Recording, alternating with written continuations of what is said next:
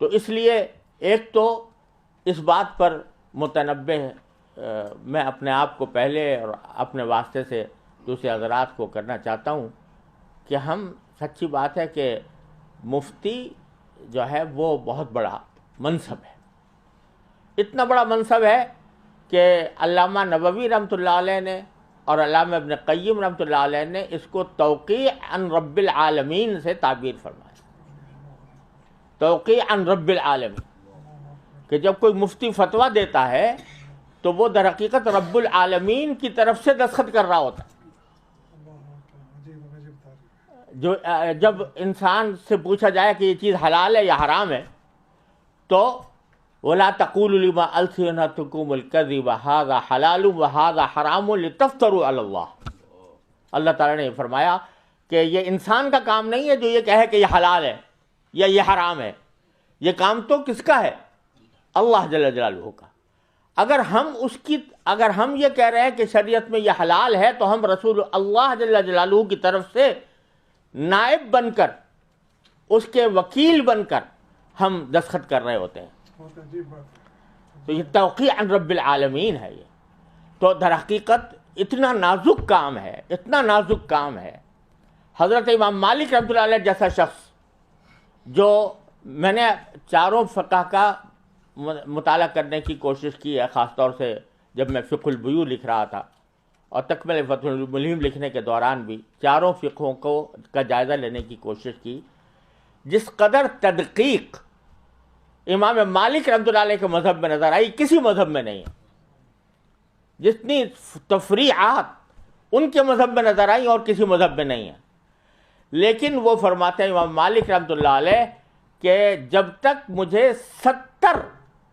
اپنے وقت کے علماء نے اجازت نہیں دے دی اس وقت تک میں نے فتویٰ دینا شروع نہیں کیا۔ 70 علماء وقت نے جب یہ کہہ دیا کہ ہاں تم فتویٰ آپ دے سکتے ہو تو میں فتویٰ دینے کے لیے بیٹھا، اور اس کے باوجود ان کو کبھی، میں نے کتاب میں نقل کیا ہے کہ ان کو کبھی لا ادری کہنے سے کبھی کوئی شرم نہیں محسوس ہوئی۔ اتنا بڑا امام، ان کے ایک شاگرد کہتے ہیں کہ میں ایک مرتبہ بیٹھا ہوا تھا تو لوگ آ رہے تھے، سوالات کر رہے تھے، پوچھ رہے تھے، تو ہر ایک سوال کے جواب میں کہہ رہے تھے لا ادری لا ادری۔ تو میں نے ان سے کہا کہ میں نے غور کیا تو انہوں نے عدد لکھا ہے اس میں کہ کتنے سوالوں میں سے اکثر سوال کے جواب میں انہوں نے لا ادری فرمایا کہ مجھے نہیں معلوم۔ اور اللہ تبارک و تعالیٰ نے پھر ان سے وہ کام لیا کہ جس کا کوئی شمار کرنا ممکن نہیں ہے، اور حضرت امام مالک رحمۃ اللہ علیہ کے تلامذہ نے ان کا علم پھیلایا۔ اور ساتھ میں کوئی شخص، ایک مرتبہ کسی شخص نے کہا کہ حضرت یہ تو ایک خفیف سا مسئلہ ہے، معمولی سا مسئلہ ہے، تو فرمایا کہ لیس فی الفقہ شیء خفیف، فقہ میں کوئی چیز خفیف نہیں ہوتی۔ اس واسطے یہ کہہ کر میں جواب نہیں دے سکتا چاہے جب تک کہ مجھے پورا علم یقینی درجے میں حاصل نہ ہو جائے۔ اتنے بحر زخار ہونے کے باوجود ان کی احتیاط کا یہ عالم تھا۔ اللہ تبارک و تعالیٰ اپنے رحمت سے ہمیں اس خطرے سے کہ جب کوئی شخص مستفتی بنتا ہے،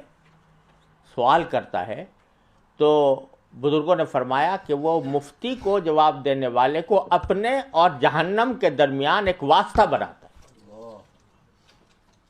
اپنے اور جہنم کے درمیان ایک واسطہ بناتا ہے کہ میں جہنم میں نہ جاؤں، جو کچھ ذمہ داری ہے وہ اس شخص کے گردن پر ہے۔ امام محمد رحمۃ اللہ علیہ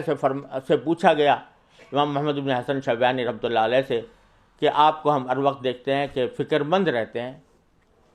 مغموم رہتے ہیں، تو اور ایسا جیسے کوئی آدمی حشاش بشاش ہوا کرتا ہے، اس طرح کی کیفیت نہیں ہوتی۔ تو یہ میں نے اپنے والد ماجد رحمۃ اللہ علیہ سے سنا یہ بات کہ امام محمد نے جواب دیا کہ ما بال رجل جعل الناس عنقہ قنطرۃ الی الجنۃ والنار، کہ اس شخص کا کیا حال پوچھتے ہو جس کی گردن کو اللہ تبارک و تعالیٰ نے جہنم اور جنت کے درمیان لوگوں نے اس کو پل بنایا ہوا ہے، اس پل سے گزر کے وہ جنت میں جاتے ہیں، اور ساری ذمہ داری اس گردن کے اوپر ہے جو قنطرہ بنی ہوئی ہے، پل بنی ہوئی۔ تو ایک طرف تو یہ عالم ہے ان حضرات کا، امام مالک کا، امام ابو حنیفہ کا، امام شافعی کا۔ حضرت امام شافعی رحمۃ اللہ علیہ فرماتے ہیں کہ جب بھی کوئی شخص مجھ سے کوئی مسئلہ پوچھتا ہے تو تھوڑی دیر کے لیے میں اپنے آپ کو جنت اور جہنم دونوں پر پیش کرتا ہوں کہ جواب مجھے جنت میں لے جائے گا یا جہنم میں لے جائے گا۔ ایک طرف تو یہ حال ہے، اور دوسری طرف فتویٰ کو ایک آج کل ایسا بنا لیا گیا ہے کہ ہر ایک آدمی مفتی بننے کے لیے تیار ہے۔ میری رائے یہ ہے، آئی تھنک دیٹ دس از حلال اور حرام، ہر ایک آدمی اپنی رائے پیش کرنے کو تیار ہے اور مفتی بننے کو تیار ہے۔